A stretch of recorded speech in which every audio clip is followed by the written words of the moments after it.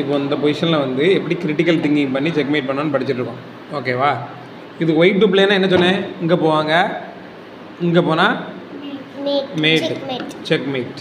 சரியா? ஏன்னா கிங் இங்கே வர முடியாது, இங்கே வர முடியாது, இங்கே வர முடியாது. கிங் இருக்குது, இங்கே போக முடியாது, ஆப்வியஸ். சரியா?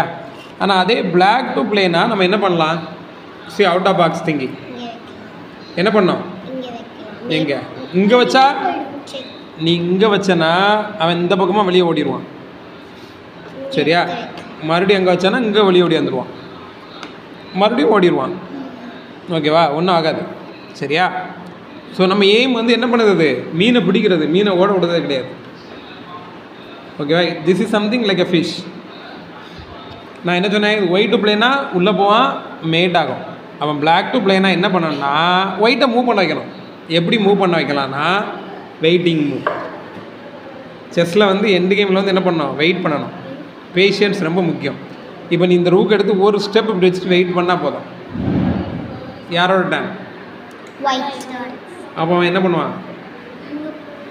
எங்கே போவான்? இங்கே தான் போகணும். இப்போ என்ன ஆயிரும்?